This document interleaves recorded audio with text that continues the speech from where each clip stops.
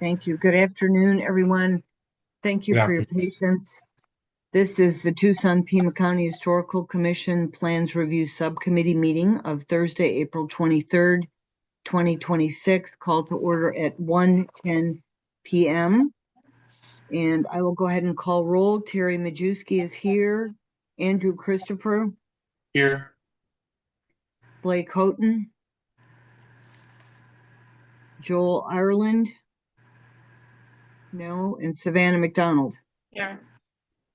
Great, we have a quorum.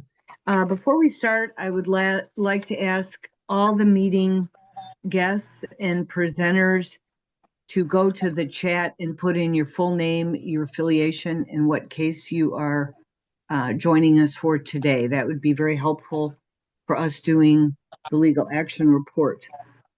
Okay, thank you. Item 2 is review and approval of the April 9th, 2026 legal action report / minutes. Could I have a motion to approve as submitted, please? I moved. Move. Okay, and Andrew, do you second? Yeah, second. Okay, thank you. Is there discussion? Okay, if not, I'll call roll. Terry votes aye. Andrew? Aye. Savannah? Aye. It passes 3-0. Thank you. Item 3 is summary of public comments. Desiree, do you want to provide any now? Do we have any, or with the items? I didn't have any public comment. Jason, did you receive any for today? There were no public comments, a number received by yesterday 5 p.m. Oh, okay. Thank you very much. So we'll move on. Item 4 is the programmatic agreement. Does anyone object if we move that to the end of the agenda? PRS members? Fine. Are you okay with that? Yeah. Okay. All right, so let's go on then with item 5, historic preservation zone review cases. We review these under UDC section 5.8/TSM 9-02.0/historic district guidelines and the revised Secretary of the Interior standards and guidelines. Case 5A is SD 1125 00184/TC-RES 1025 05321 /CE VIO 0625 02562. This is at 433 North Main Avenue. And Jason, you are the staff contact. You want to give us some background, please? I sure will. Afternoon, everybody. So this is a proposed project. It's a new carport at the rear of the parcel, as well as alterations to an existing non-contributing storage structure. This was reviewed by the El Presidio Historic Zone Advisory Board on December 17, 2025, and they recommended to approve with the following conditions. 1, acceptance of a setback variance. Number 2, the wood be stained or painted to match the existing historic structure. At this time, it is now first time coming to PRS. We have Angel Nieves, who will present on this, and Susan Aiken is the property owner. She is here as well. This concludes my presentation. Thank you. Angel, Yes. who are you with? I'm with A Pro Restoration. It's our home remodeling company, and we were contacted by the Aiken family to do this carport, and I have the setbacks, and hopefully I have everything. I sent it to Jason, so I think we got everything. So. Anel, do you need me to share screen, or can you share screen of the? I don't have anything on screen. If you want to share screen, that would be great. Give me 1 second.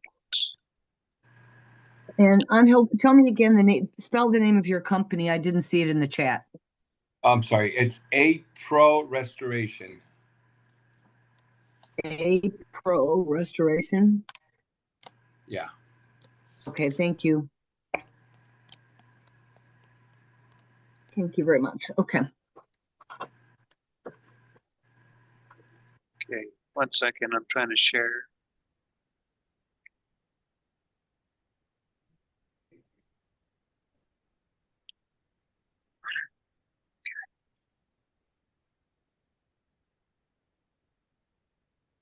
1 second. Let me enlarge the items here.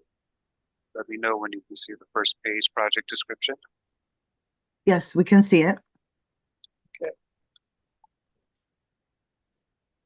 All right, Danielle, if you'd like to talk briefly, and I will scroll through the images here. Okay. So the structure is a carport that is attached to an existing adobe garage that was built around 1930. The carport, when we looked at it, it was pretty unsafe. It was falling. Had very rotted wood and like sheet metal, corrugated sheet metal roofing. It was replaced by it was a single carport, and there was at one point another carport structure next to it that was removed, and so we built a carport, and we attached it to the existing garage, and it is 17 feet wide by 23 feet deep. As far as the setbacks, we got 48 inches to the east, and it's on an angle, so the setbacks to the back of it, to the south of it, is 12 inches on one side, 17 inches on the other. There was no change on the height of it because it was attached to the garage the way the other one was at the same spot. It does come a little lower because it's longer with the pitch. It comes a little longer. I don't know what else I can tell you as far as the setbacks. It is constructed of 2x6 wood with 4x4 posts. And it is not painted now. We're waiting to get all full approval to continue with the project and paint it the color that it gets approved. I don't know if you have any questions. Andrew or Savannah, would you like to start?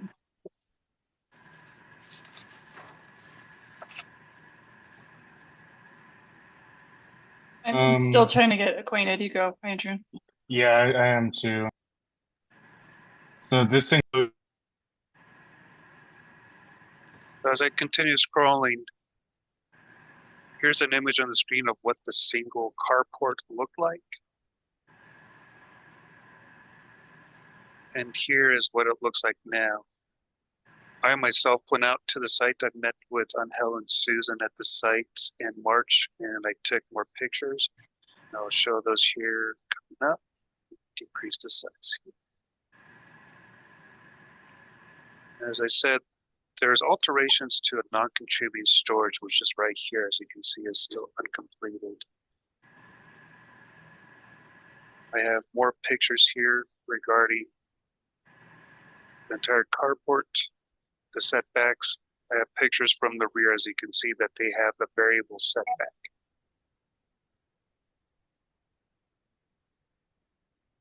Okay, so Jason, is this a code violation? This is yes. Okay, so it's interesting because in the other case that is a code violation, it was mentioned on your executive summary and it was not on this one, so but it's clearly in the related activity number, right? The related activity numbers. So okay, so this was built and the little one was demolished Yes. or it was just modified? No, it was demolished. It was the wood was rotted. It was completely gone. Okay.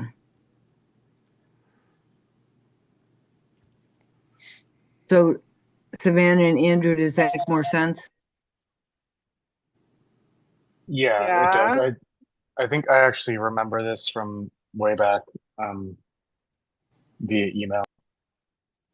That is correct. When it first came in, staff believed it would just be a minor review, not knowing that it had already occurred and that there was a code violation. And when you reviewed it, Andrew, it caught that there was a single carport that had been expanded to a double carport. So the little one that was the non-contributing storage structure that was what was demolished, right? No. No. The storage structure is right Oh, here. it's one to the, yeah, okay, I got it now. And then, all right, not so- not explained very well, I'm sorry, in the executive Yeah. summary. There was Is- demolition was involved and so forth. I apologize for that. I can't, is there a view from the street somewhere in this presentation? Because I can't see it on street view. I can't figure out where it's at. No, you won't be able to find it because it's hidden behind the structures. Here, let me blow up this aerial image. It is not visible from the street. See, so the street is over here. Here's North Main, and you have structures and vegetation blocking it. And you have this street, I don't know what it is, but there's a high fence wall here. So only we can see it is come through the driveway and come around to the back. Excuse me just a minute, and I can clarify that. What's on that 6th Street to the north, and that's where all the construction's going on. So when my husband and I purchased from the city the house behind which this structure sits in 2005, the intention of the city was to demolish the whole property to make room originally for what would be a continuation of Barraza Aviation Parkway. And the city then was persuaded by neighborhood groups to preserve the house, and they looked for someone who would restore it. This is in the narrative that you've received. My husband and I purchased it. We restored it. It had been in terrible condition, including the loss of the front veranda to additional rooms. And we won a preservation award from Tucson Pima Historic Commission for doing this. But at the time, it was impossible to have the money to do the rest of the property. So this is essentially just a continuation of an effort to bring the property up to a usable condition.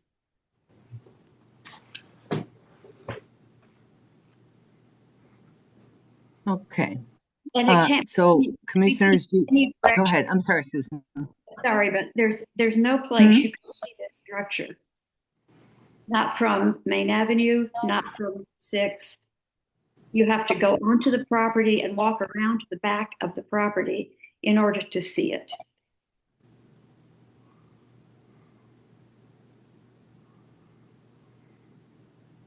All right. I mean, I think that's clear now. I think we were just lacking a good site plan is really what it came down to for me, like the north up. But I guess I have no hesitation or questions really, except that there's a setback we need to consider, a setback reduction. Is that right, Jason? That is correct. I'm going to the image now. So let me go to what was there before. On this one, the single carport had 144 inches setback to the east, and to the south was 30 inches. With the enlargement of the carport, here's what it is now. 48 inches to the east with 17 inches. As you can see, and Angel noted, it starts to go from 17 inches down to 12 inches, as indicated by these arrows. Yeah, the original setback on the other side, and I have it right here. It's let me see.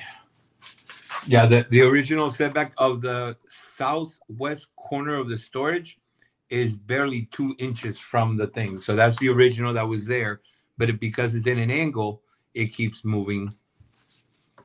I think it's better. Yeah. It's to your advantage, the angle. Yeah. Yeah, I think that's okay. Okay. Andrew?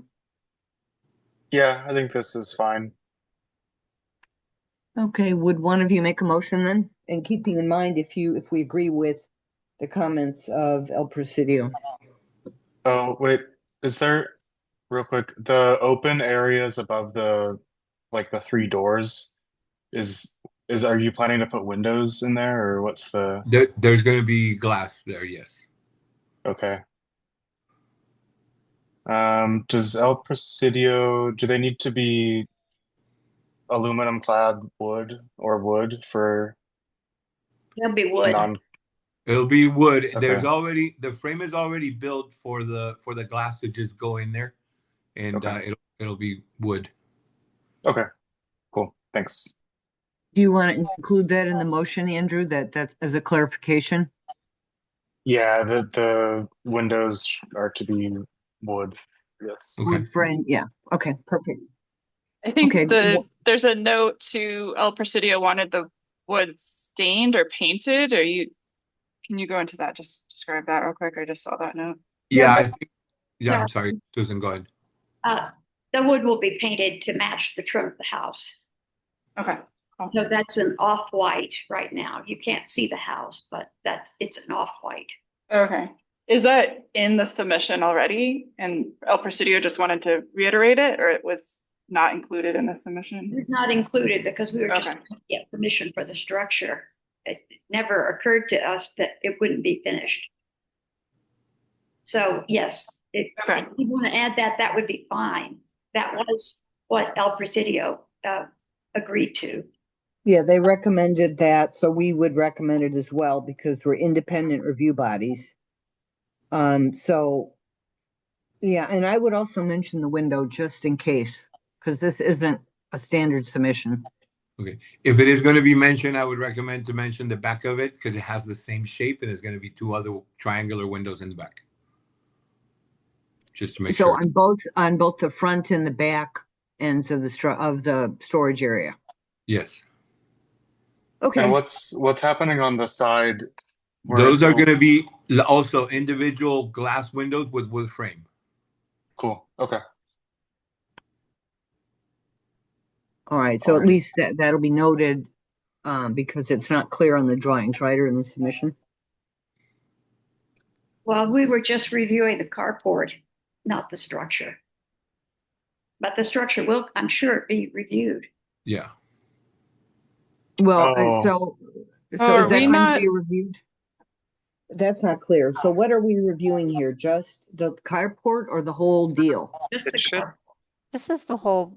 Yeah, the Susan, whole this thing. is for the whole thing because there's alterations done to the storage. Oh, I thought Yeah. that just today the carport. Yeah, we might as well get it all approved. No, that's why I said it is the alterations to the non-contributing storage. Yeah. Along with the carport. Yeah. Yeah, Okay. it says that. It says that on the agenda. Yeah, it says new carport as well as alterations. Okay. Okay. Okay, so whichever one of you wishes to make the motion would be welcome. Are you able to, Andrew? I don't have everything up. If you can do it, yeah. Okay. It's going to take me a minute then to get all my windows right.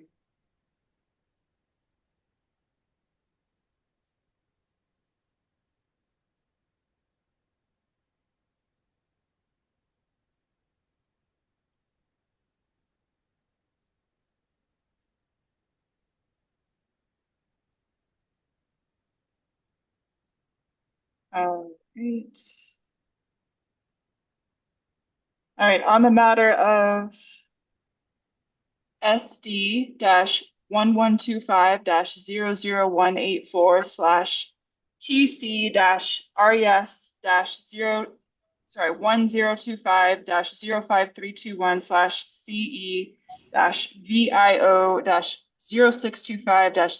SD-1025-00184/TC-RES-065-0532-1/CE-VIO-0625-02562 at 433 North Main Avenue. I move to recommend approval of the project as presented with the following conditions or notes: that the setback variance is acceptable, that the wood be painted to match the existing historic structure, and that all proposed windows be wood. Second. Is there discussion of that?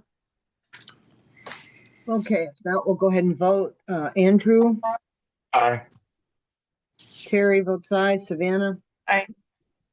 Great, so passes 3-0. And Angel, are you sure the next steps, you and Susan, or do you need Jason or Desiree to go over those? I don't know what what do you mean by next steps as far as the construction, or is there something The else we need to do approvals. with The Okay. approval. So why doesn't Desiree or Jason Yeah, mention that? Angel So that you and Yes. Susan, so now that we have the motion by Plans Review Subcommittee, I will be drafting up a decision letter. I'll be sending to the planning director for signing. Once that has been completed, I'll be stamping the plans. I'll be providing both the stamp plans and the signed decision letter for you. So you can close out the sub-record and continue to the main permit and close out everything, take care of the code violation. I'll Okay. provide that all in an email. Yeah, and you want to mention, Jason, that there's an appeal period? Yeah, there you have 14 days. Anybody can appeal the decision, 14 days. And I believe Okay. that is calendar days. Okay. I'll And just, after that, then it's finalized, right? yes, so I'll just add that if there are any conditions, and of course there are a few recommended conditions, the plans will need to be updated to reflect those conditions before we stamp off. So Jason will be in touch with you about what Okay. those final conditions are. Awesome. Sure. Okay, well, thank you, Angel, and thank you, Susan, and good luck with finishing the project. Thank you. To all of you. Thank you. Sure.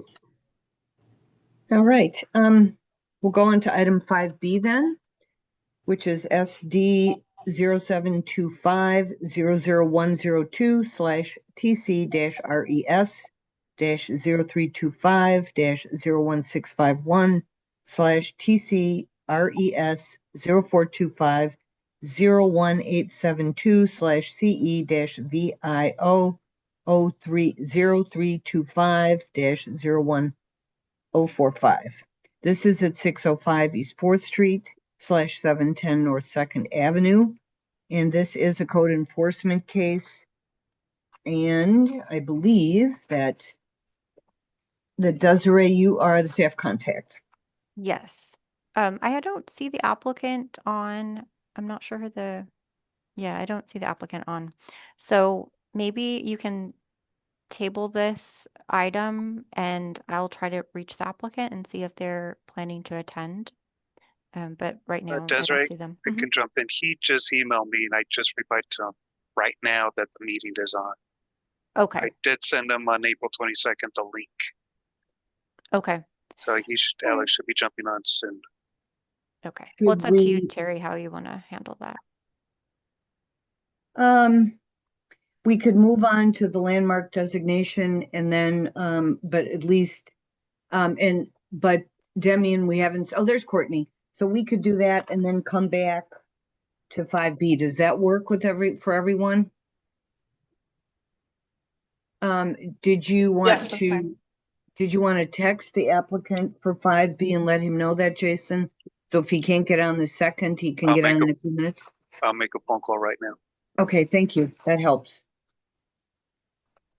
Okay, so we will temporarily skip item 5B and go right on to 6 and come back to 5B if the person joins us. So item 6 is Pima County Historic Landmark Designation of the Charles E. Cox House. This is a courtesy review. The house is located at 4239 North Pontotoc Road in Tucson.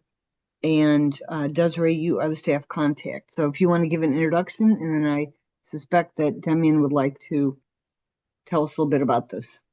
Sure. So this is actually a Pima County project. So the correct staff person should probably be Courtney. I think we're just not used to seeing, we don't have too many Pima County cases that come on. So I'm going to hand it over to Courtney Rose from Pima Right. County. Thank you. And Courtney, welcome. Thank you. Sorry, I didn't mean to. Again, I'm not used to this, but it's wonderful to have a Pima County case. Thank you. Thank you, everyone. Good afternoon. So I'm here today with Damian Klinko of the Tucson Historic Preservation Foundation, and he's here on behalf of the owner of a property, the owner James Reed. of property 4239 North Pontotoc Road in Tucson. It is the Charles Cox house. The architect was Charles E. Cox. And I thought I would give a really brief overview of the process and our historic zones. And so although we do not have, Pima County does not have a historic zone at present, we do have 4 historic landmarks, including the Ferguson House, the Herenstein House, Viewpoint, and the Jacobson House. And this application is for a 5th historic landmark designation in Pima County. The historic landmark zone is a zone overlay. In other words, it's superimposed over existing zones. So these don't modify permitted uses of the property. The current zoning of this property is CR1 residential. And the historic landmark zone adds a layer to encourage the retention of historic structures in their original appearance and setting, and to maintain historic integrity. The definition of a historic landmark is a single property or site formally designated by the Board of Supervisors, which contains one or more historic sites, buildings, or structures, objects, human-made landscapes, or spaces in their original setting. So at this stage in the process, we are requesting a recommendation from the Plans Review Subcommittee. After this, we will be I will be reviewing with the Development Services Department. It'll probably be Spencer Hickman from Development Services, and we will prepare a staff report, a recommendation to the Planning and Zoning Commission. And following a Planning and Zoning Commission public hearing is the Board of Supervisors public hearing.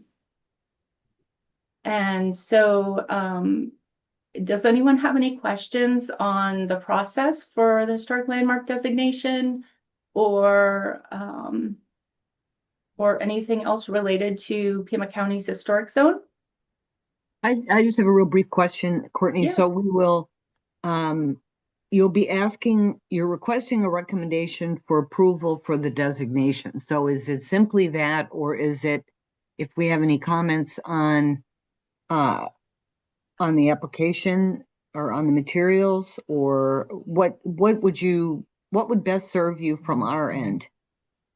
I think that it would be best to, we're asking for a recommendation for approval. And additionally, if there are comments,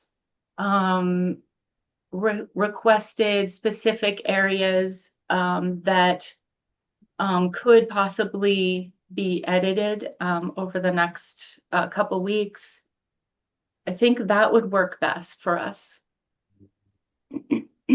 Okay, did you have any comments already on it, Courtney, or no? Well, the comments that I have is that it exceeds the criteria. So I've reviewed all the documents, and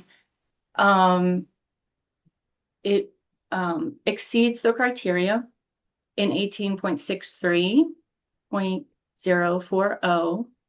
And it's an excellent example of an architectural style, mid-century modern. It meets all the submittal requirements and more, and the documentation was excellent. So those are our main comments.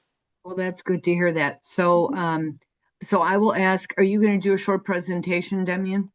I mean, I'm happy to just give a sort of a little overview about this project and the property, and answer any additional questions. That's very helpful for the record, I think. Thank you. Okay. Well, thank you so much, Madam Chair and members of the committee. The Tucson Historic Preservation Foundation is pleased to bring this 5th local landmark designation for Pima County.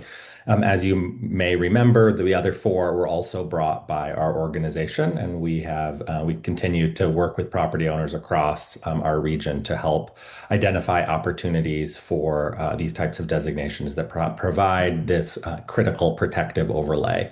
As you know, it requires owner consent for these types of applications in this proactive way. So we're so thrilled to work with James Reed on this. This particular property was designed in 1962 and completed in 1963 by Charles Cox as his own home for his family. He was a regional architect who was clearly influenced by Frank Lloyd Wright. There's in contemporary articles about him, there's sort of a suggestion that he may have worked for Wright or had some sort of association with Wright, but we haven't been able to find any additional details that definitively show that. In this house, he really uses many of the Wrightian design concepts that were pioneered during the Usonian period of Wright's career and at Taliesin. The house is really based on a triangle form and is expressed using regional materials and modified approaches to respond to the environmental conditions. We're again very thrilled to bring this nomination forward. We think it will be a benefit to the region to have this property protected. It's also worth noting that we've had this property on two of our Tucson Modernism Week tours over the last 15 years, as well as it's been open in some other ways. And the Preservation Foundation designated it an architectural classic. It looks like in 2016. So it's, the public has had an opportunity to see it in the past, and we hope that through this process, there will be other opportunities for the public to experience this amazing foothills mid-century modern marvel in the future. And I'm here to answer any questions about the application, or if you have any questions about the architect or the work or our process in designating these types of homes. Okay, thank you, Demian. Savannah or Andrew, would you have any questions? I just had a very compelling application. Thank you. Sorry, light turns off. Well researched, well written. My only question really was more curiosity, because I think Jason did share the just some more context, and I was curious, was this submitted in 2023? And I was just why now? And then my other was like there was a review by Bill Collins, and so is this after that? Yeah, so the way that the county code, when it was created, it emulated the city code, and the city code has the inclusion of some very specific language that requires individual determinations of eligibility from the SHPO. Which is really, I would say, from an applicant standpoint, is highly problematic, because ultimately, the level of documentation that is being required is so much more.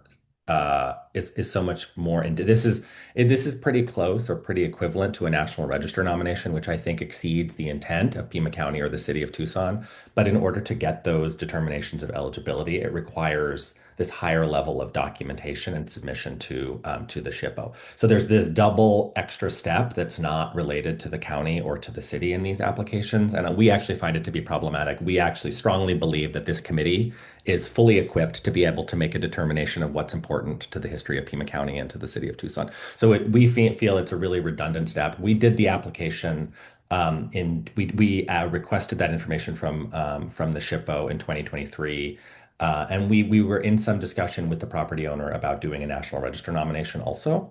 That if that happens, that will follow this using the material that we've developed. But the property owner had a few personal issues that sort of got in the way of advancing the nomination. We needed some additional photographs and some other materials, and it just took a little bit longer.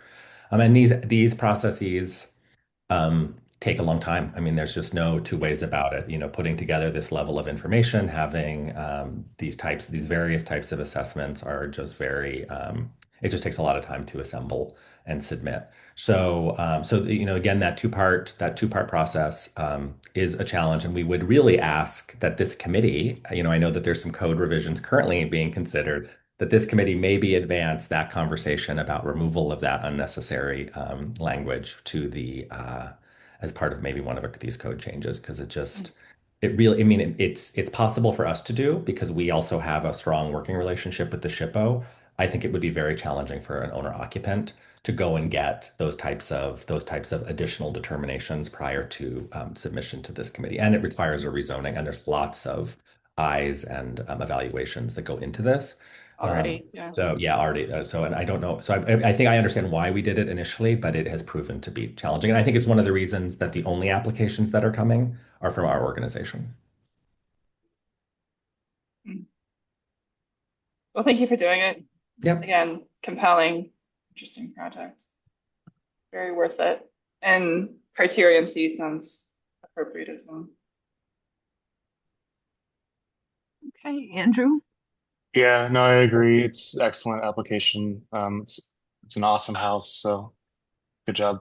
The only thing I didn't see is the garage workshop looks like it has some geometry and plan that's mimicking the house. Is that part of the original design or no? Not part of the original design, and it is very challenging to photograph in any way because of the way that it is actually set into the landscape and the site.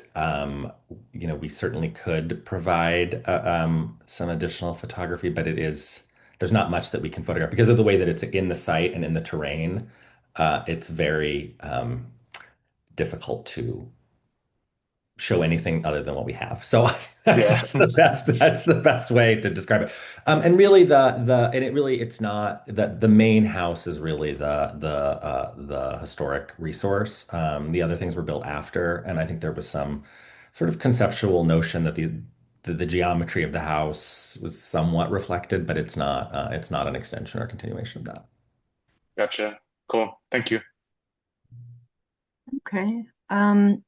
I just concur with the comments, the laudatory comments on the paperwork. Thank you, Demian, and thanks to the foundation for doing this important work that others aren't taking on like you are. So Andrew or Savannah, could we have a motion to recommend a recommendation? It's also nice to say something about how well done it is and so forth.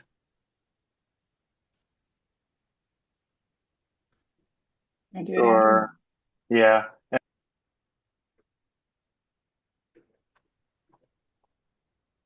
So Andrew's agreed to do it? Yeah. Okay. I'll get my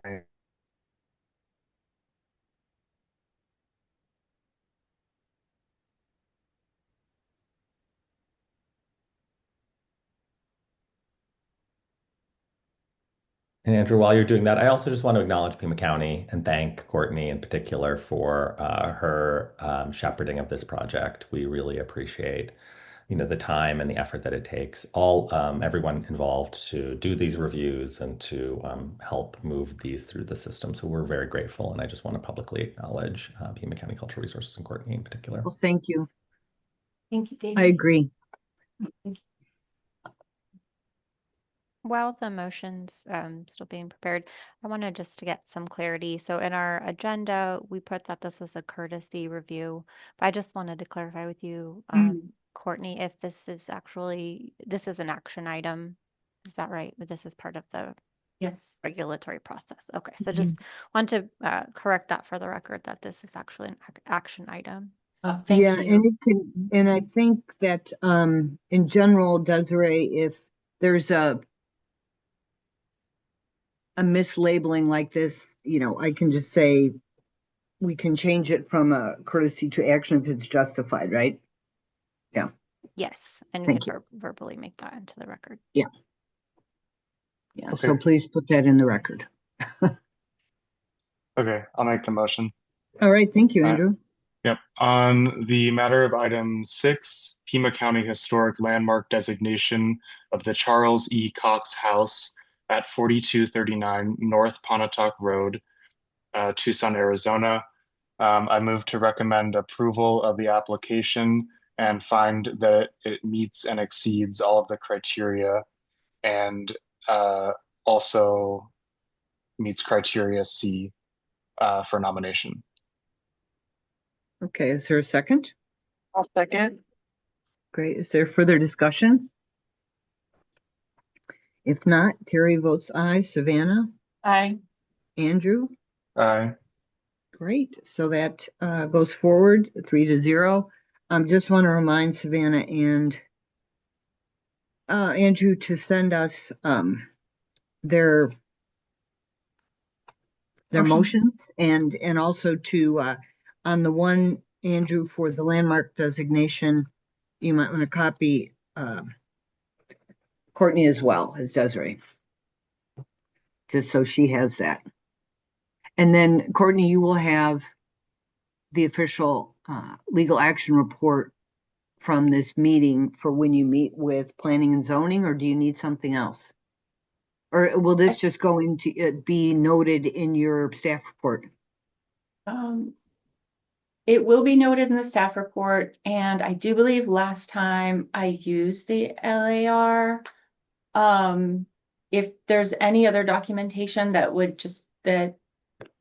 is separate, that could also be useful to provide among the other pieces of documentation that will be given to the Planning and Zoning Commission. We'll work on that, on scheduling that right away. But if you have any other additional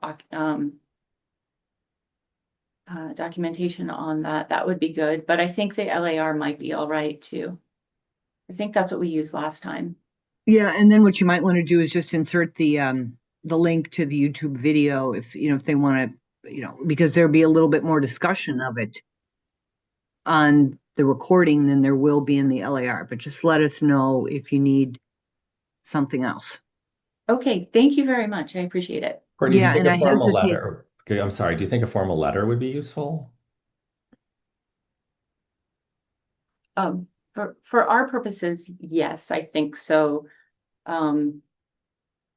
We have new staff, not new staff, but different staff working on this in development services right now, and so that might be helpful.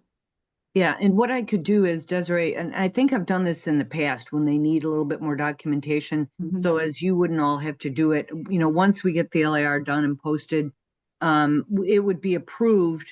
Now, do you have the date for the planning and zoning hearing or not yet? Courtney? No, we'll be scheduling that out, and there has to be public notice, and so it probably wouldn't happen for another month and a half at least. Yeah, so we'll meet again. We'll meet again in early May, and then at that time we'll approve the LAR and it becomes official minutes then, right? Because just like we approved today, the one for the previous meeting. So maybe that's the point that I could do a short letter. And that would be excellent. Yeah, because Desiree, you would not be making, the Planning and Development Services Director doesn't do anything for this, correct? You're Right. just facilitating it. So I think that would be helpful. So just stay in touch with me on that, Courtney. And basically it would just be that we met, we discussed it. I could get a few tidbits from the YouTube video of the meeting, and then just repeat the motion, don't you think? Right. I think it doesn't have to be complicated. And I'll provide you the contact person in development services that who can receive it as well. Perfect. I think, and I know we've done this in the past on various things. So no problem here. Okay. Well, thank you very much, everyone. And appreciate it. Sorry, I was trying to turn my calendar and it didn't work. Wrong angle. All right. So thank you very much. And thank you, Demian and commissioners. And so we will go back. I think Mr. Enoch is now here so we can go back to item 5B at 1:54 p.m. Okay, item 5B then is SD 0725-00102/TC-RES-0325-01651, TC-RES-0425, 01872/CE VIO 0325-01045. This is a code enforcement case at 605 East 4th Street /710 North 2nd Avenue. So Mr. Enoch, you will be presenting. Who wants to give, Desiree, do you want to give some background on this? I'll give some background, and I'm going to share my screen for the executive summary. Let's see. Can you see the executive summary? Yes. Okay, great. So yes, this was started as a code enforcement case. It's a little bit complicated, and that's kind of why it went to West University 2 different times. So it initially came in as an ADU, application for an ADU under one address, 605 East 4th Street, or I'm sorry, it came in as an ADU as 410 North 2nd Avenue. We took that project, we began working on that project, and we're going to schedule it for West University, and then realized there's a code enforcement case attached to the same parcel, but just a different address, which is the main house at 605 East 4th Street. So, so there's 2 addresses, the same parcel.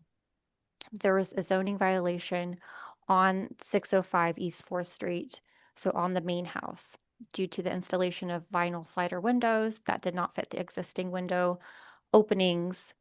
There was also some other additional work that they wanted to do the house that they haven't done yet. So it went to West University, and they reviewed the dwelling unit and the work on the main house, but the application it was not complete. There was some missing information. So it went back through West University a second time, and they made a recommendation, and now it's coming to you all. So that's just a little bit of the background. But essentially, the project is now looking to replace those non-conforming sliding windows with aluminum clad wood windows.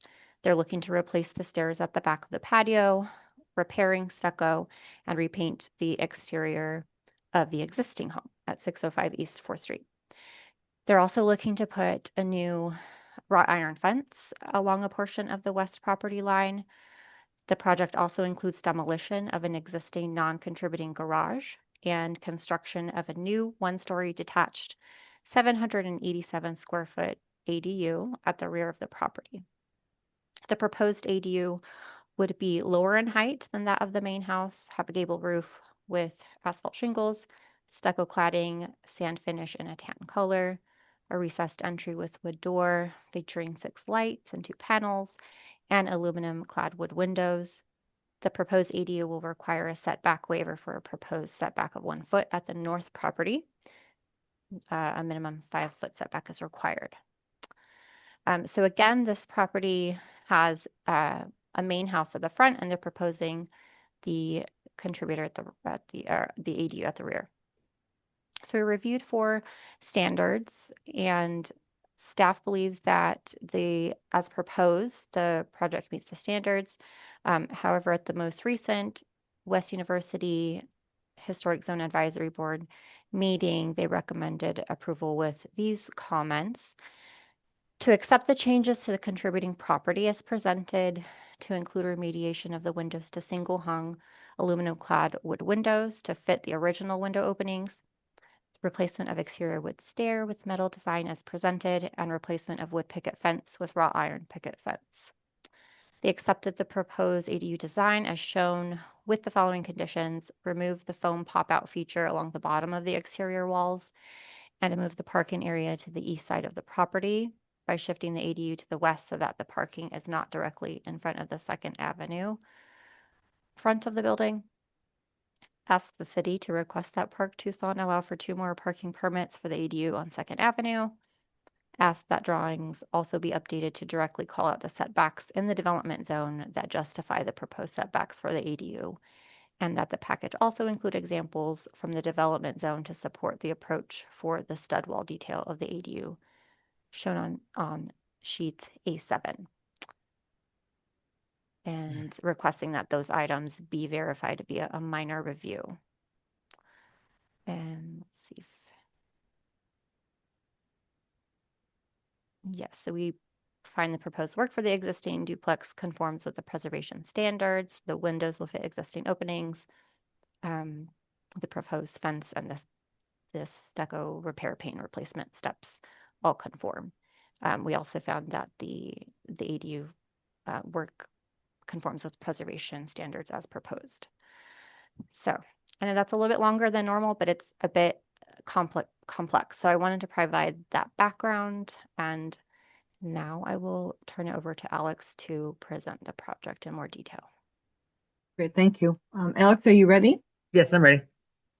All right. Hey, team. Sorry, my apologies. I'm missing earlier. I actually didn't even realizing the timing on it. So luckily I checked in with Jason to ask on the timing, and he advised that I was starting right away. So I hurried up and jumped in here.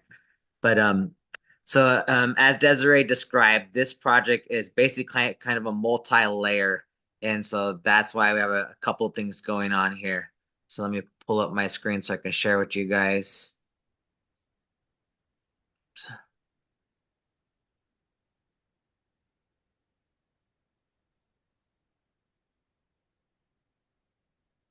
All right, so here's the site that we got. We actually got, we're on a corner lot, so it's 4th on this way, 2nd Ave over here. The existing main house is the part that has the code enforcement issue. And the issue was during the plan process of the ADU, the clients and the contractor decided to go and remove the existing windows and replace them, not knowing that they had to deal with historic if they did so. So during that process, somewhere along that line, that's when they got caught with the windows and having to replace and got the code enforcement placed into it. I'll show you more detail, but the windows that got replaced are along this side here of the main building, this side here of the main building, and this side here. The ones along the southern end of the building all stayed as is. The stairs that got replaced are the ones back here in the northeast corner.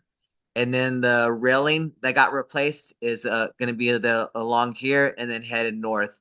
And what it was, this was a wood picket fence. It was really dilapidated, so that's why they wanted to replace it. Same thing happened on the stairs. They were really messed up stairs, so they wanted to replace them. And then the windows were in really bad shape, so they wanted to replace these guys. And so the first conditions before we go through the ADU, I'll just kind of walk you guys through those first code enforcement issues. So as you can see, I think it's this one. Yeah. This is the condition of the stairs that they had, so that's why they wanted to replace them. These are the spots that Desiree mentioned where there's just some stucco and cracking happening. So they're just looking to replace the stucco. I'm not sure how much involvement you guys do in that part, but it's literally just some stucco that's fell off. So they want to repatch it is what they're looking to do. But there's a image of that. And it's just located at various spots in the building. So they're not no major jobs. It's like literally 8-inch patches here and there. Let me go to the windows. So the windows, as she mentioned, what happened after they tore down the windows, they replaced them with aluminum windows or vinyl windows. And then that's when they got dinged. So the windows had already got put into place. So that's where these ones, when I say elevations current, that's the way they are right now at this moment. These are the ones that'll be being replaced. This is what they have to take out and put back in per the plans that I'm providing now. These ones as well. And you'll see what happened is when they replaced these, they didn't provide the right sizing. So they ended up having to put like a wood filler on the top of this one here. The same thing was going to happen on this one. So the new plans proposed to have the exact same size window. They're no longer the mismatched sizes that were put in there. Same here happened on these ones. These ones had a little bit of filler up on top that they had that they put in thinking they can just do that the way they wanted, but that was incorrect. And so now the plans that I'm providing, the windows that are going to be going in is this. It's basically the exact same thing. So this is what they had. There's that wood filler. We'll now replace it with the exact same wood window with aluminum clad. It'll actually have the grid in it as well. And then these are the ones similar on the other side that didn't get replaced. That's why they're showing you these. But then they also gave you the specs of the actual window. And I've called it out in my plans as well. And again, this is the one that's there. This is what will be replaced with. What's there being replaced with. So what happens is in the end on the plans I called out that we're placing exactly like for like. We're not changing the size. We're not changing the style. We'll put the grids back in where they were originally. And that's going to be provided on this sheet right here. So again, I show you, this is this northern side. So that's the two windows being replaced, grids, the window being replaced with the grids. All wood. We're not going to have any sort of wood filler on any of these except for on this one. The original had a wood filler in the middle. We'll just replace that piece. That's exactly how it was. And then on the west side was the same thing. This would be the street facing side. They replaced this window and this window. We're putting it exactly as it was, just a new window. And then on the back part against the neighboring lot, it was this guy and this guy that got replaced. And again, we're just replacing window for exactly how it is in the existing opening, like for like. And then the plans show that. And then for the railing, you go to the detail. They gave me an actual spec on this, and that's what I provided in the set.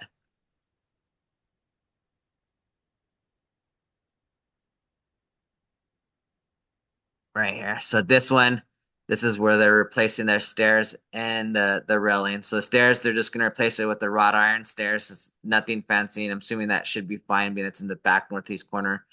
And then the fence, this was what was there. This is what they're replacing. They'll keep this low wall that doesn't go away, and they're going to replace it with the wrought iron. That is, I believe it's 45 inches in height, if I remember. Let me zoom in here. Yeah, 45 inches in height, and it has alternating pickets, so that way it's not a flush design. It has alternating, what you guys like to see. And that's what it looks like on this one, but I do provide my elevations to show how it looks in the actual lot in front of our buildings, some models. So let me go to those guys.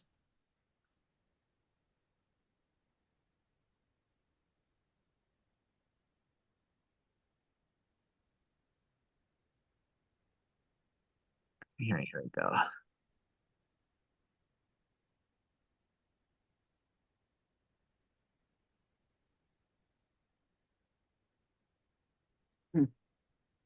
And so this is the ADU over there. As you see, that fencing does pass in front of it. So that's why I'm showing you this sheet. This is the 3D of the ADU where the fencing's there again. And so that's why I'm showing you this sheet. But that's where the fencing will go along the whole front. This is the existing main house. It starts like 4 or 5 feet in because that's where the original fence was.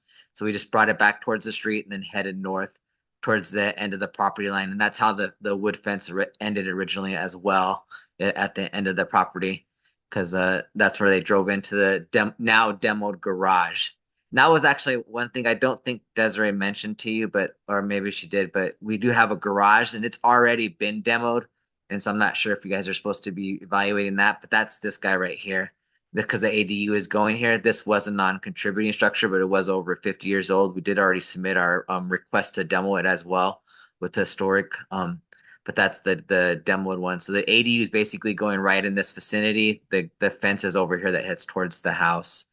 That's the code violations. Did you have any questions on those before we jump to the ADU?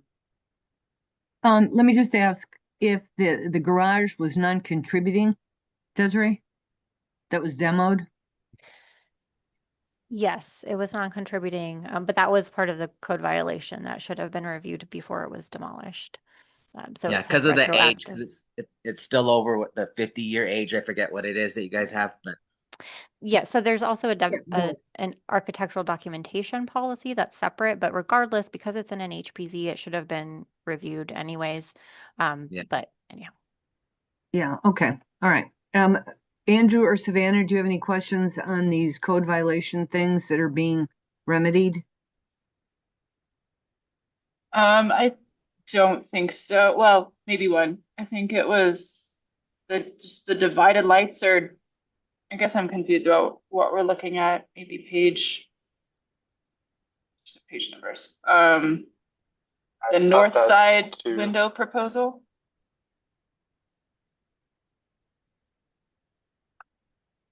this is the existing north side. Yeah, so maybe one more sheet, one more page. Yeah, so oh wait, no, just the next page. Yeah, that one.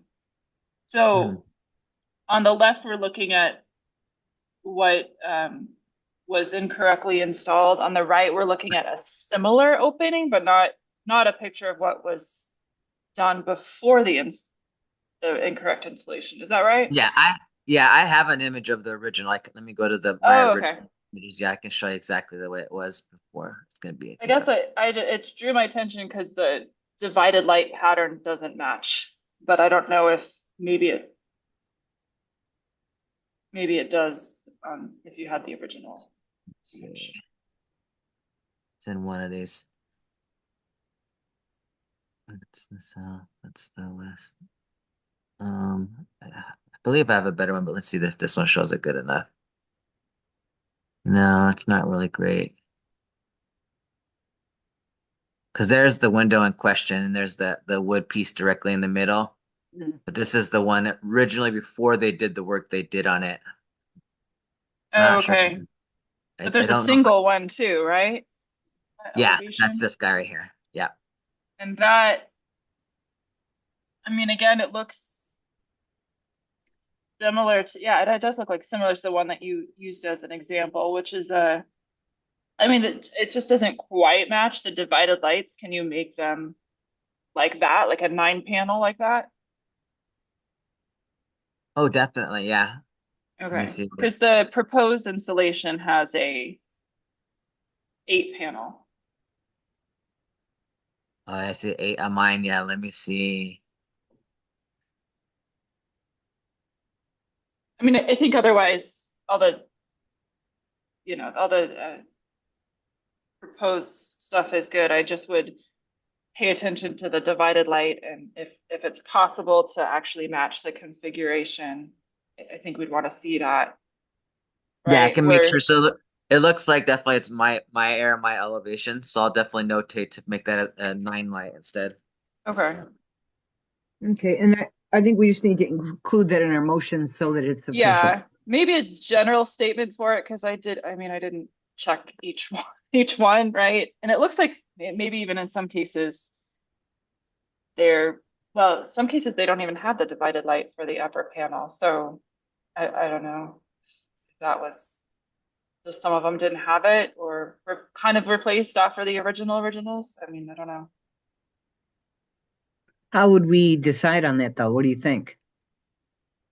I don't, unless you have so go to East Side window proposal, which The is original east side or the net yeah, so proposed? 3 more pages down from where we were. Yeah, keep going. Yeah, one more page. This Right is the here, east do we side. know those 3 had divided light? So I can find out again. I like I said, I'm pretty sure I have another better existing as Yeah. as it I was before they did their work. Let me I see. don't know that we need to spend the time. But if you Okay, have yeah, I mean, original I could definitely add a photos, notation just yeah, saying all lights to be matched the original installation, and that would be yeah. for all of the windows they do install. That would be good. Thank you. Okay, Andrew, do you have any comments on the code violation discussion? No, I think I'm good. Okay. All right, Alex, go ahead and proceed with the rest of the presentation, if you don't mind. Before Okay. we go on, since we're on the go ahead. topic of the divided lights, um, just curious from PRS, as it's come up in other reviews, preferences over simulated or true divided lights.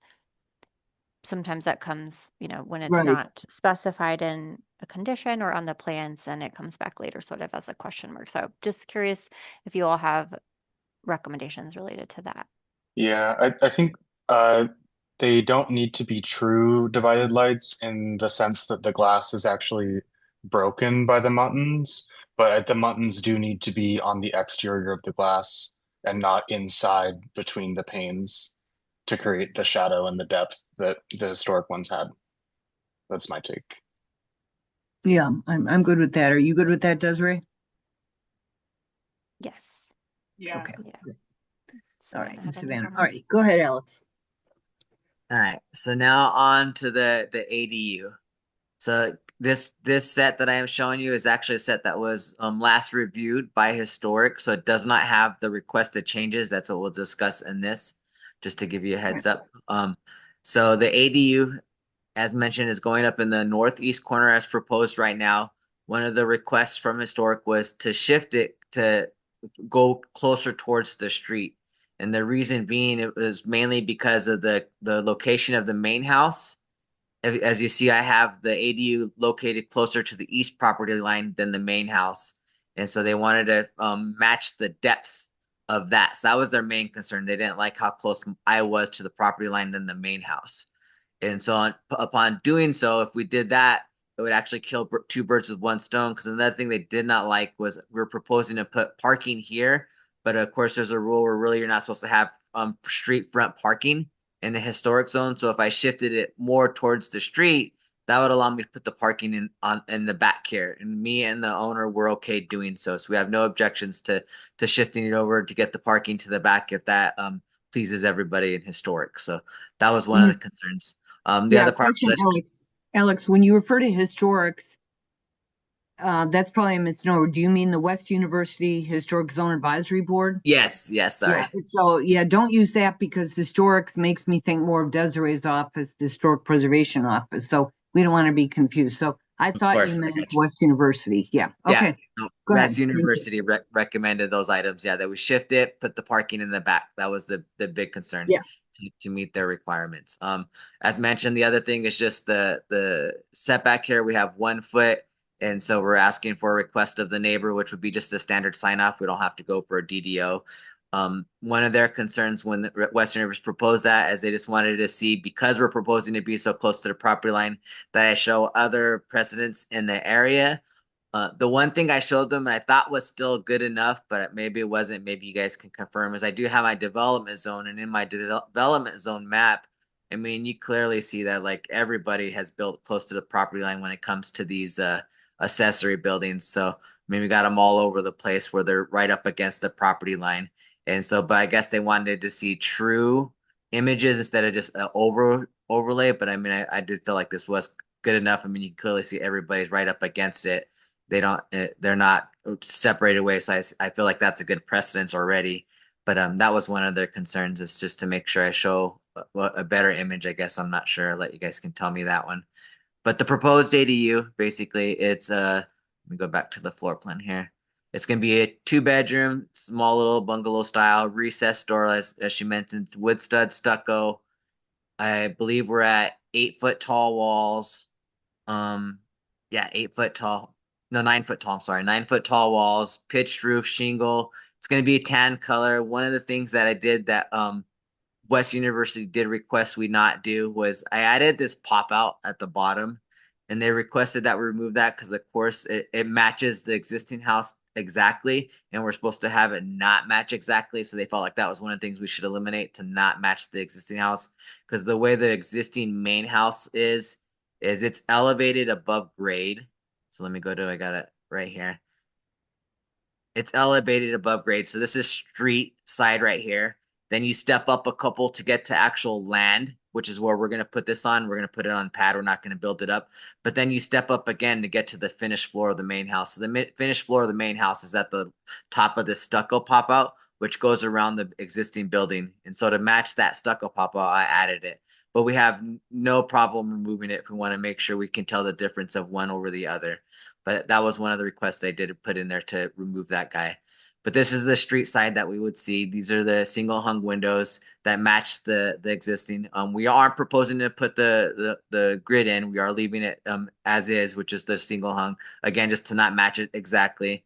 As you can tell, the height of the building isn't taller than the main. We are lower than the main building. We do got the wood door with the grid on the door only. And then I do call for the standard recessed windows in my details, or is it on here? No, on the detail itself. And this was another one they wanted to see. So if I go to my architectural details, we just show that it is set back a little bit to get you your recess that we like. Plus, there's actually a pop out here I don't show in this detail because it's a typical one, so you'll get an even bigger recess. but that was one thing that we needed to show. And then when it comes to the stucco to the grade, this was one of the things that West University asked for as well. What happens is this is a standard weep screed detail. And of course, by code, you're not allowed to extend the stucco to grade anymore unless you come up with a special flashing condition. And so I have to keep it elevated. However, the existing main house has the stucco going down to the grade. And so their request was to show other precedents to show a building that has the stucco elevated above grade to show that I'm meeting that.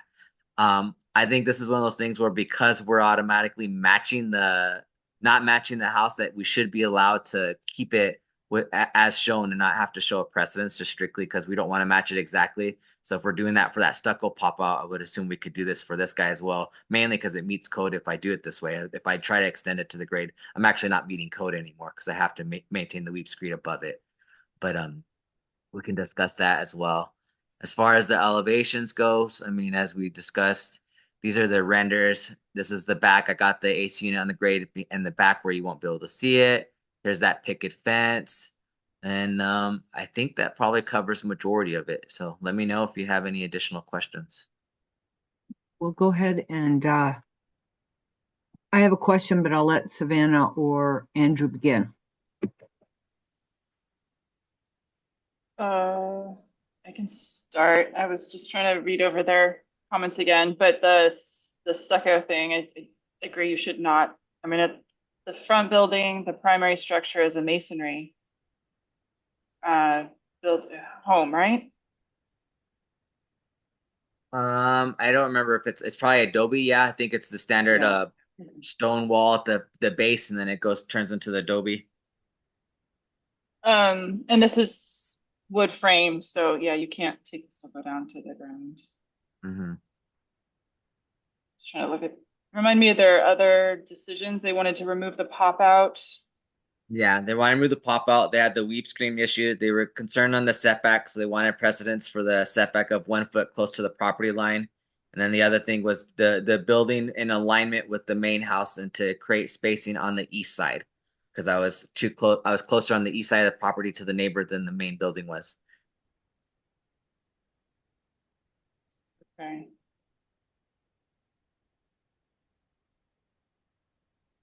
Sorry, it's just it's a long list of conditions that they had but they approved it.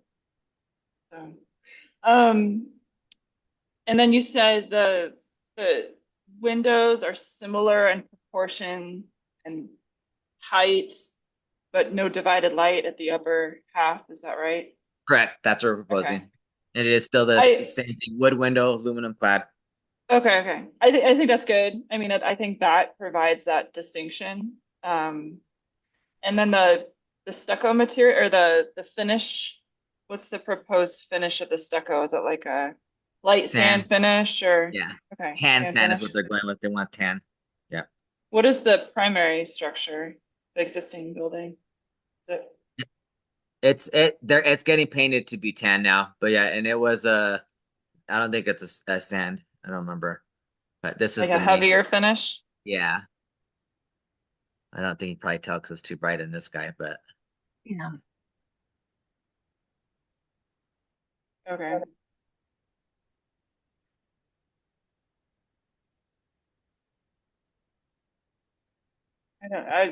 I don't know. I see. I think it's fine with the setbacks as proposed, but if you guys agree it should be flipped, I guess that's fine. But like I said, I think the biggest concern, not just the setbacks and how close we are proximity, but when we move it to the street, we'll eliminate the proposed parking that was already there. Okay. Granted, it wasn't like we're proposing a new parking.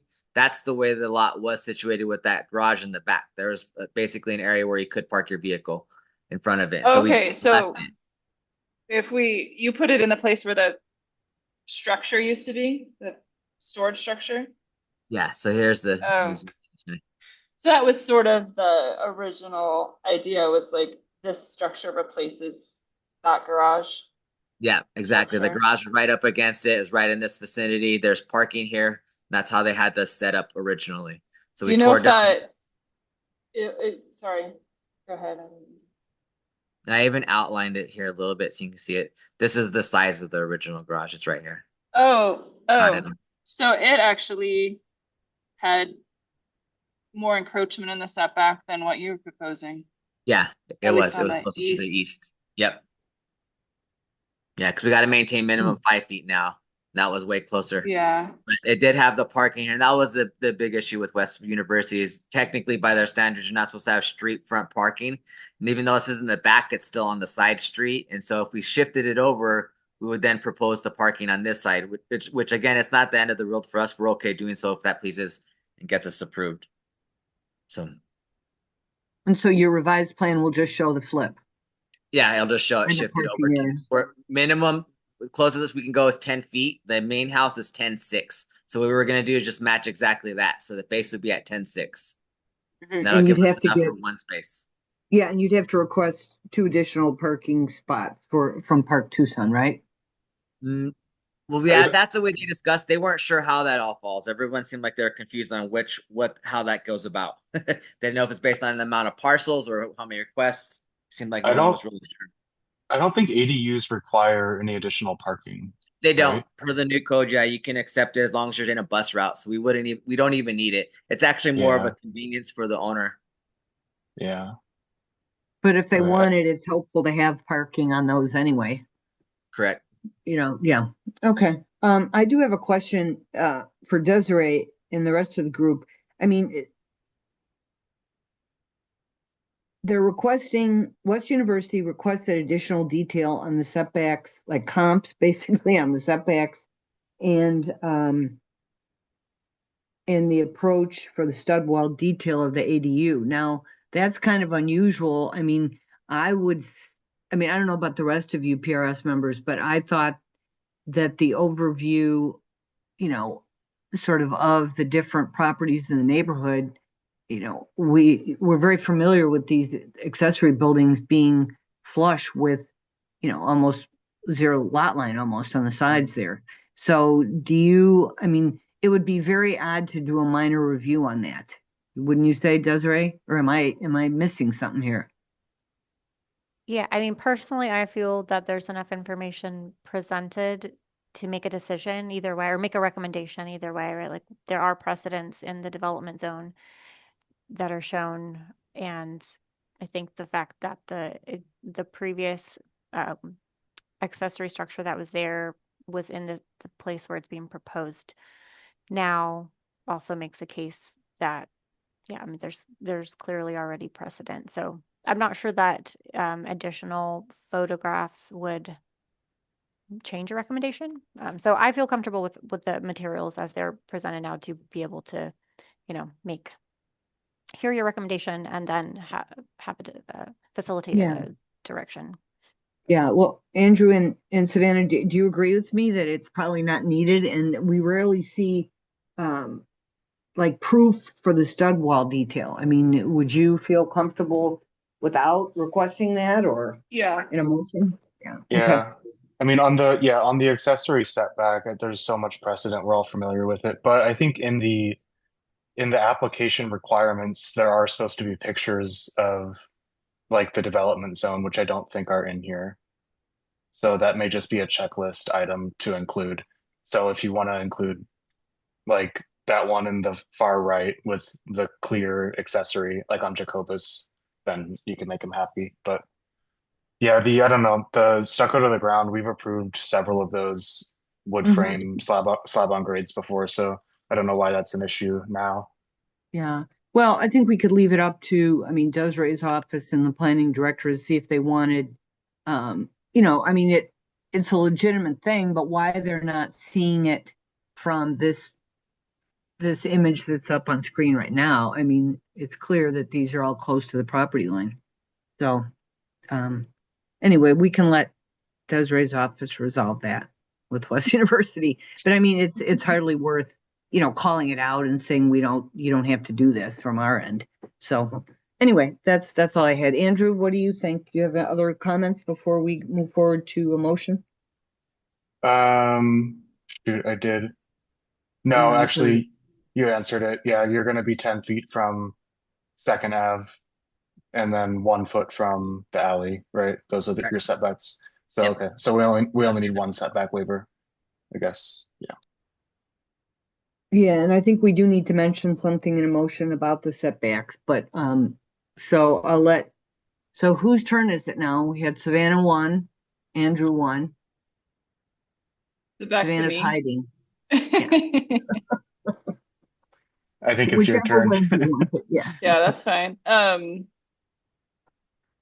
Yeah, and it's both the code violation, primary residence, and then the The ADU. ADU. Yeah, so you could just, I think, discuss them both in the same motion, just be clear on what you're motioning on, moving.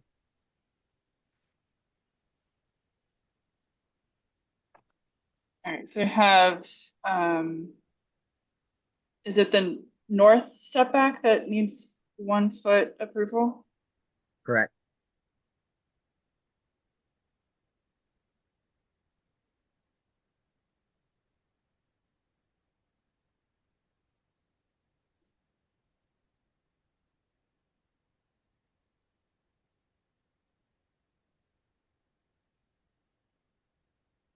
And then I'm trying to think what else do we have? So we want to say, I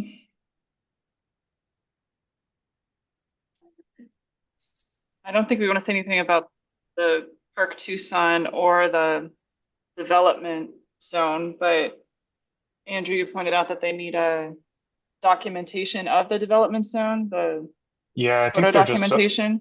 yeah, just provide photo documentation of development zone. Can you clarify that one? Like, what do you mean by like a street picture? Because when this is the development zone right here. I Yeah, have from up the on- street, like the elevations, right? To show, it's Yeah, to show the proximity, right, of the accessory structure to the lot line. And it's like, yeah, precedence building. yeah. Typically, you just like take pictures of other existing contributing buildings in your development zone that are providing precedence for what you're doing. So the precedence is there. I'm not challenging it. I think it's just the pictures need to be included. Okay. All right, and then do we agree, move the parking area to the east side of the property by shifting the ADU to the west? So Yeah. that the parking is not directly in front of the Second Avenue front of the building. And remediation of the windows as presented with Andrew's comment on how the divided lights should be applied. It doesn't have to be individual lights, but, right? Or what are you generally going to say? Like, go back to what it was originally to replace the windows? Yeah, for the primary residence. Yeah, Yeah. I have provide upper panel divided lights to match original configuration. I could say upper panel of the single hung windows.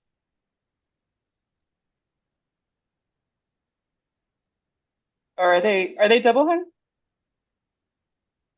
The originals, yeah. But you guys have single? Mhm. Yeah. Well, let me check. We got the specs in here. Let me just before I tell you, yeah.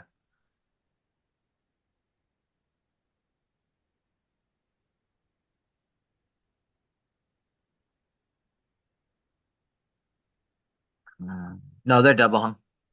Okay. Right there. Yeah. Fancy. All right, I have ensure the upper panel of, sorry, let's do the upper half of this double hung windows to have divided lights to match the originals in configuration.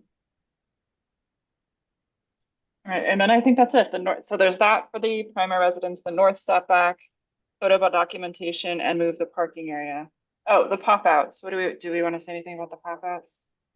Oh yeah, to remove that like belt line pop out on the ADU. Mhm.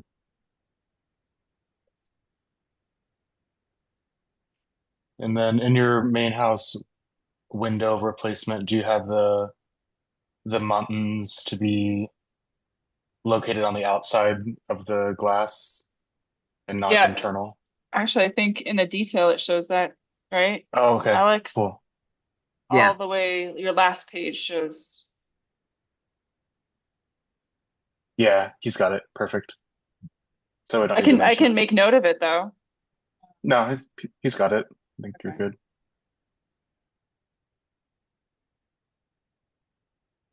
All right. I think that's it. You guys, do you I'm think good of with anything else that. I would have What missed? about you, Andrew? I think that's it. You got the north side setback. Hmm. So yeah, I think we're Was there good. something about the windowsills, Alex, that you're gonna There's do like a sill pop out? No, the only thing was that I have to add it on my detail. So what happens is the detail I use for my window installation is typical detail. So I didn't show that on there, but it's called out on the elevations to Okay. add the pop out to match the Are we? existing. It's We're all the totally map. having deja vu, aren't we? With like 2 weeks ago. Okay. I don't know that I need to say anything about that if you're showing it in the elevations. Okay, I'll do this. Yeah, we had that come up on another project you guys just looked at. Yeah, so I was like, wait, just did this. You gotta take the notes from that and apply it to all the Mhm. ones after. Alrighty, on the matter of SD-017-00102/TC-RES-03250-16-BIO-0325-01625-01045 at 605 East 4th Street /710 North 2nd Avenue. I move to recommend approval of the project as presented with the following conditions and comments. That the primary residence, so for the primary residence, to ensure the upper half of the double hung windows is to have divided lights to match the originals in configuration. And for the ADU, the following comments apply. That the north setback as 1 foot is acceptable.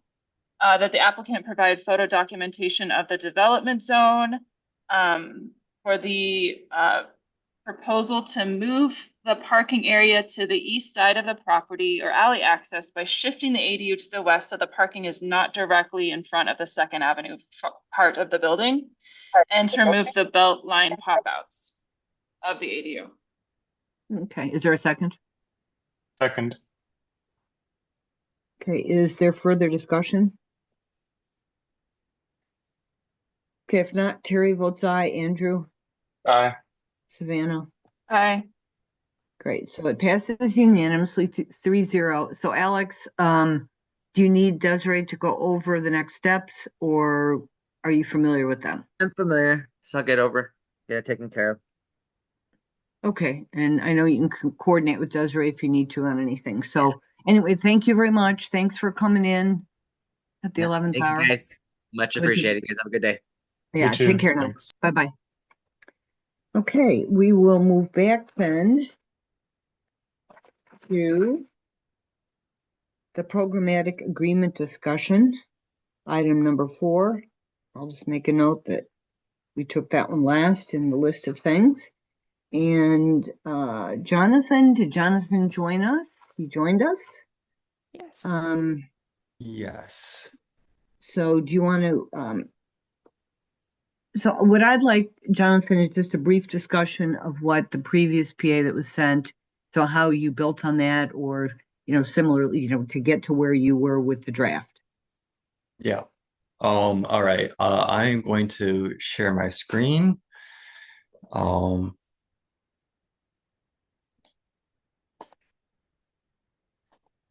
Yeah, and while you're doing that, I'm just going to note that this is feedback on the programmatic agreement that the city is developing with the SHPO regarding HUD-funded program activities. That's correct. Mm-hmm. Okay. So my name is Jonathan Nightenweiser. I'm with the City of Tucson Historic Preservation Office. I'm an archaeologist by training and also am responsible for ensuring that the City of Tucson is in compliance with all, cultural resource policy, including Section 106 of the National Historic Preservation Act. This PA that we're discussing now is between the City of Tucson and the State Historic Preservation Office for Section 106 obligations only. I just want to clarify that this PA does not have anything to do with any other policy, cultural resources policy, that the City of Tucson is required to be in compliance of. And it's also for HUD-funded projects only. So Department of Housing and Urban Development. And how like the legal status is the City of Tucson is the responsible entity for HUD. And so it has been kind of delegated HUD's Section 106 consultation responsibilities. And so we do have an existing programmatic agreement from 2002, on the same topic of HUD-funded activities between the City of Tucson and SHPO. And there is a lot of like vagaries, or it was very vague and very general in its approach. And it pretty much just like, kind of gave the City of Tucson a lot of like leeway in how we screen projects, and there were some issues in some projects falling through the cracks, and there's also like I think kind of the old programmatic agreement sometimes like did not have a lot of clarification on what kinds of projects could be exempted from review and which ones kind of needed a closer examination. And so this proposed PA is intended to kind of streamline the process and also kind of really identify areas in which we need to go through full consultation and which ones can be exempted and just go through like batch reporting.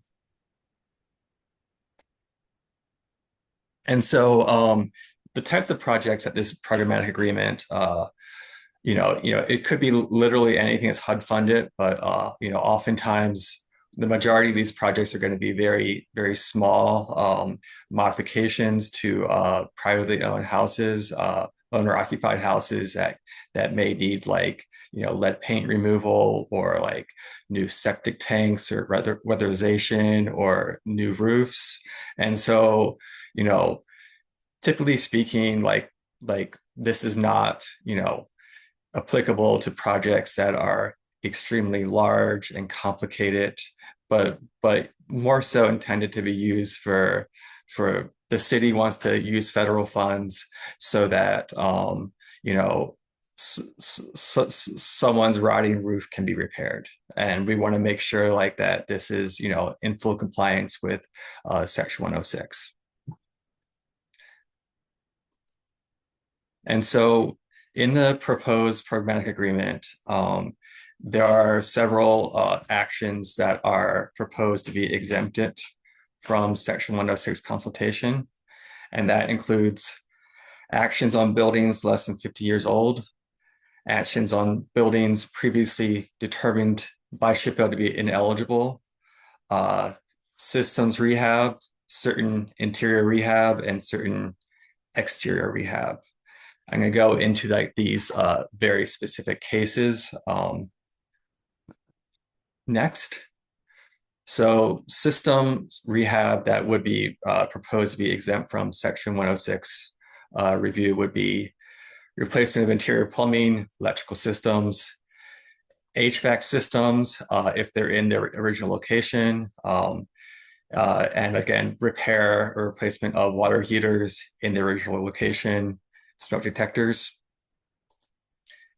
Interior rehabs that would be proposed to be exempt would be, paint, weather stripping, insulation, floor coverings, bathroom improvements, door hardware improvements. But it does, specify like that it,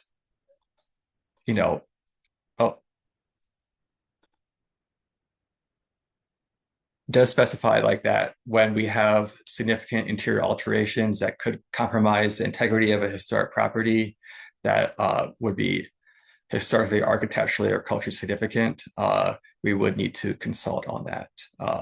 This typically would not apply to a lot of the projects that come through our office through these programs, but there's a possibility, and so this does account for it.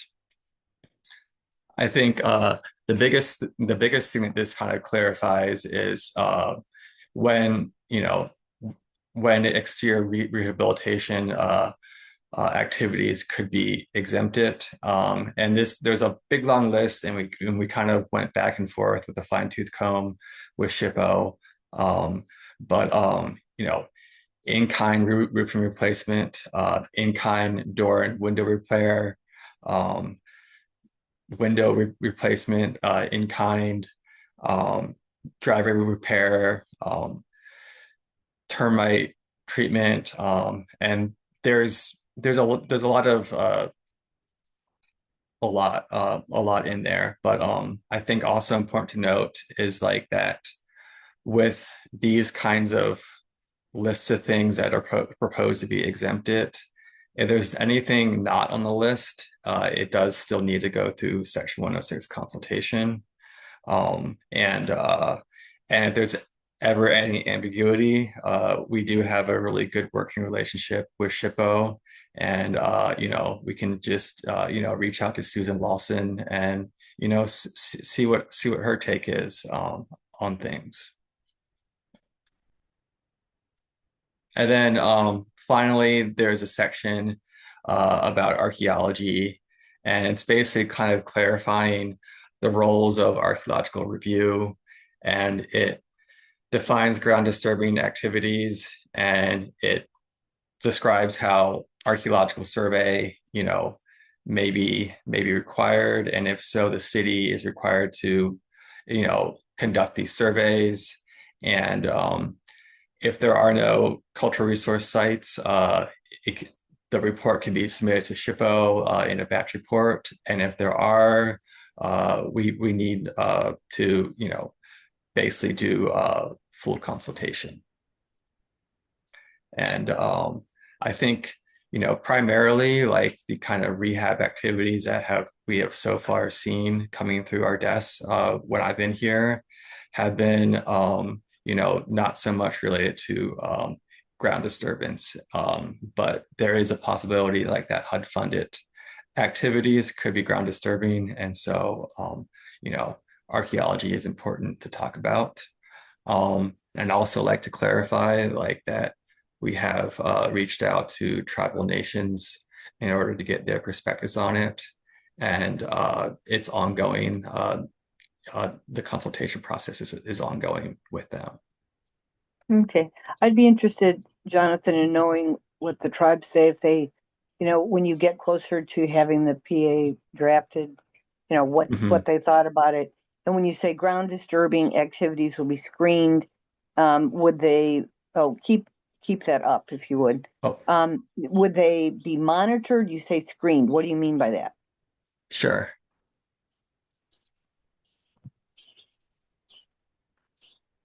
Like, would you need to say screened and or monitored during the work if it was something significant? Yeah, so I guess screened is, taking a look at the design plans to see if there is ground disturbance. and then see what the extent and location of the ground disturbance is, and then make the professional, determination about whether or not, a pedestrian survey would be warranted in that situation. And kind of yeah. And so that's what I mean by screened. Could you say something like archaeological survey and or monitoring, by Yeah. qualified individuals may be required, because it would be rare, but that might be because you're not going to be able to see much necessarily through a survey, but monitoring depending on where it is. And none of these properties are in HPZs, correct? It is theoretically possible, but typically our HUD funded projects are not in HPZs. They're in typically like lower income neighborhoods. Mm-hmm. And I will just add that Johnny mentioned this at the beginning, but this doesn't negate any other requirements that the city has, right? So if it's something in an HPZ, that will still go through the normal HPZ process. This doesn't have any bearing on that process. That would still be required. And would would you say that in the PA? Because sometimes there's statements that say this doesn't apply, full review will be done if it's in a, historic preservation zone and so on, following the usual process. I mean, because it's nice to know what the exceptions might be. Does We that know make we sense? don't want to like conflate and confuse. Like we don't want to add things about local review into this document because this is like a document between HUD and Chabot. And so Right. that might just add kind of I think actually we wanted to take some of the things that were in the original PA to kind of clean it up to keep them separate because they're completely separate legal frameworks. So how would it be known then? I mean, you could see if you didn't have an HPO or staff that was really like, weren't thinking this through. Will there be some kind of implementation notes or something somewhere so that, I think, because this will get back to my suggestion that that like you and I talked about, Desiree, that you or Johnny would present this to the full commission in an abbreviated format, or provide this PowerPoint in advance so that they could ask questions, and just clarify those things so that, that question might come up, I don't know. Yeah. And I mean, we have, go ahead. Go ahead. Yeah, I mean, I think it's our responsibility as staff to screen for these different applicable policies and requirements, right? Like we have UDC, we have AD, our administrative directive, we have PA, there's Section 106, there's separate little ordinances, for example, our architectural documentation for demolitions. So there are multiple different policies that we are responsible for, and that's just our responsibility. We don't kind of reiterate in every single one that there's other policies, if that makes sense. Right. But I think it'd be useful when you present to the commission, because I can just anticipate a question about why isn't, if you're looking at the plantings, why isn't HLS involved, or why isn't PRS involved here? I mean, that's why I kind of wanted us to look at it and sort of anticipate potential questions. But I think, as I mentioned to you also, that to mention why PAs are used, and also, Helen wanted to know why it wasn't going to go to the advisory working group. Well, it's just, we can't, these things, we have to simplify it a little bit, because there's lots of reviews. Also mentioning that you're doing tribal consultation, getting feedback from them on it. I think that's important. The fact that archaeology is mentioned is huge, because it hasn't been so much in these things. So anyway, so Andrew or Savannah, do you have questions or comments, and do you agree with sort of presenting to the commission in sort of a summary fashion, so So they learn about why PAs are used. Many people might know, but many don't know on the commission. What do you think? What are your thoughts? Yeah, I Yeah. agree. It'd be good.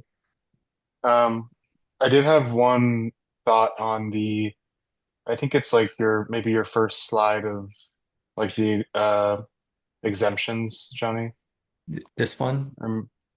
Yeah, it's the second bullet point. I was just kind of running like scenarios in my head. It may be good to like add a little bit more definition to that because I'm thinking of like, so if there's a property that's been deemed ineligible, maybe because it had, some like crappy addition put on the front, and if the project coming before you is like removal or rehabilitation of that component that's causing the property to be ineligible, I think you would want the opportunity to weigh in and say like, hey, this should be removed, and if it is, or you know, if it's remediated, then it could be eligible, you know. So there's probably other instances too, like if all the windows were changed to vinyl and it's not eligible, but it's a window replacement project coming in front of you, like you wouldn't want it to be exempt just because wasn't it was already deemed ineligible. You know what I mean? Um, I think I understand. And I think, making like possible clarifying language, could be helpful. We could put that by SHPO and kind of also ask them if they have any examples of, you know, things that have been determined ineligible and the eligibility changing. Yeah. Yeah, I think like yeah, maybe some verbiage for it would be like, you know, actions on buildings previously determined, to be ineligible, um, unless like the proposed action like contemplates modification or removal of items uh causing ineligibility or something like that. I think it could be simple, but you know, but that's really it. I think this is overall it looks really good. It's much more clear. Yeah, Or and there's a lot more definition than what there was. in the other one, in the other version. Yeah, and I had a comment that I talked to Desiree about before I let you go, Savannah. When you do the reporting to SHPO, could the commission see that, or at least PRS or something, just be provided as sort of an informational item, like of what was accomplished? I mean, because it kind of shows how this is helpful, how it moves things along, and then the commission doesn't feel it's totally out of the loop. Does that make sense? Just provide a little update once a year Okay. Yeah, on that makes sense. the improvements that have been caused by that. So I don't know if you can say that where you say that it's going to be reported. Can you say that it would be reported to the commission, or would that just be part of your policy? Does that make sense? Yeah, Desiree, do you have any thoughts on that? I think that would be part of our policy more so than in this Yeah. document. But I do think that mentioning that when you report to the commission would make them very happy and that you thought through these matters. So Yes, we can absolutely do reporting, like with the batch reporting, give Yeah. updates on that. Okay, Savannah, what are your thoughts?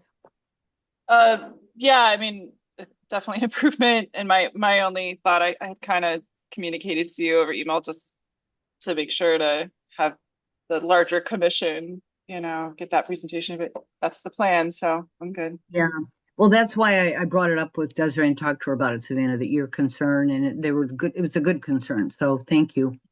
And so, I mean, I hope that was helpful feedback. Yes, Yeah, thank you. And yeah, this is part thank of you. our consultation process. So thank you for your attention and review. And you Really don't need appreciate it. any, because it's a courtesy review. We support it with these comments. Yes, we'll have that later.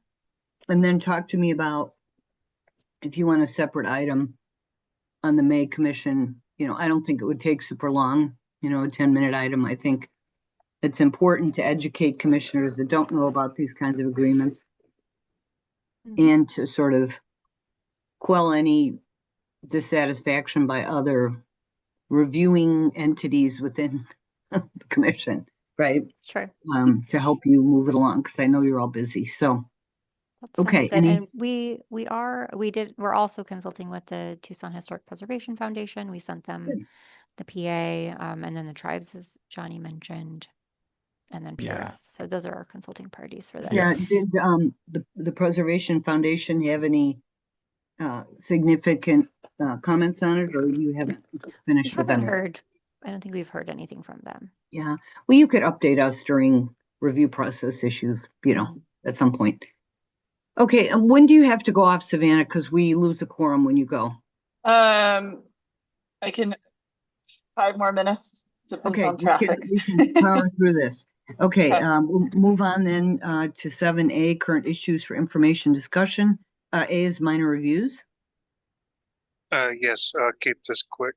So there's been 3 minor reviews that have happened over the last 7 to 10 days. Fencing in West University, gutters in West University, and a re-roof in Armory Park.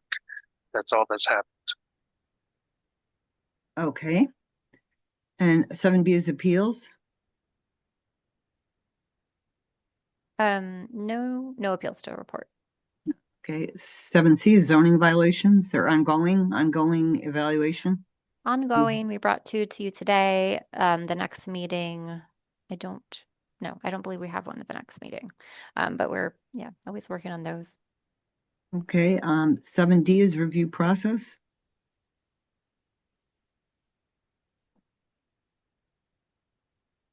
We did have a couple things today that were that they didn't seem to be totally understanding of what they were supposed to present for their reviews, but it was okay. And I thought we got through that one. The second 5B, we got through that with, even though it was a little bit complicated. So thanks everyone for that. And also, so you are, Desiree, you're still working with the director on and legal to resolve issues of which plans we see, or the sequence of reviewing. Yes. Yeah. Yeah. So I'm going to be meeting with our city attorney and our department leadership to just kind of discuss some things that have come up, questions that have come up both from PRS and the boards, and just observations, just to try to get clarity on process. So at some point I'll be coming back to you all on that. But in addition, I'm looking at requiring pre-application meetings for full reviews, because there have been numerous, I think both of the cases today provide really good examples of why a pre-application would be needed, because we keep seeing issues where things come up during the first, the advisory board meetings that we didn't know about, right? So, for example, the code violation case, right? That initially came to us as an ADU, and as things went on, we realized, okay, this is actually, there's more layers to the onion here. And so things like that keep happening. At the next meeting, you'll see another example of a case where it was an ADU that came through our system. The application was deemed complete. We sent it to Armory Park. Armory Park reviewed it. And then as the applicant is talking, giving their presentation, we learn new information. Oh, they also want to put in a fence. They also want to demolish a piece of the existing home, a non-original portion, and rehab an older porch, right? So there's these things that come up during that first review, and that's partly sometimes why we have to kind of take a pause, then we go back, work with the applicant. Okay, we need more information. And so it just ends up being kind of messy, and we're working through these things through the public, at the same time we're taking them through the public process. And ideally we're going to be we need to work with applicants before it even gets to that stage, so we have complete picture of what they're proposing. And so I've seen the need for a pre-application meeting, so that's something that a process improvement going to be looking at. Additionally, we're also going to be revising our application instructions, because I don't think that they're detailed enough.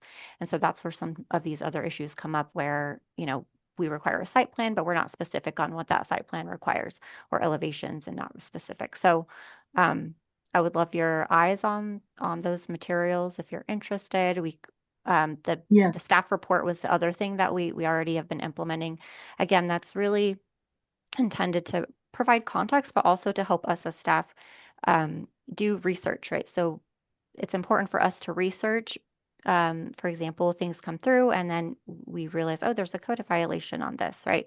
And so if we're not really doing our due diligence beforehand, we miss that. So the staff report, I think, also helps with that. So these are different things that we've been working on, and I'm hoping over time they will help address some of these issues we've had.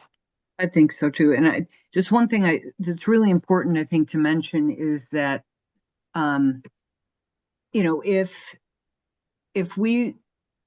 if plans are immediately reviewed after the advisory boards look at them, and then we see those revised plans, they're not really independent reviews anymore of the original project. So I just hope that you keep that in mind.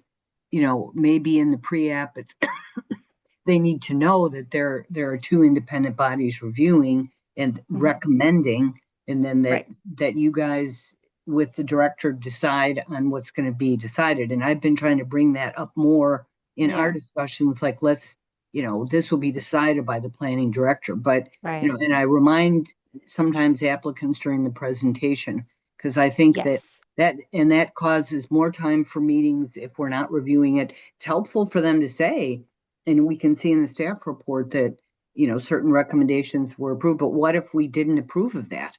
What if we didn't think it was an issue and just left it up, to the HPO to decide and the director? So I don't know, does anyone else have, I think the pre-application will provide us an opportunity to go over the process with people as well and clarify all of those things, because applicants, I think, are confused at times. Yes, and I think it would be good. And groups change, and so do the advisory boards, and so it's important.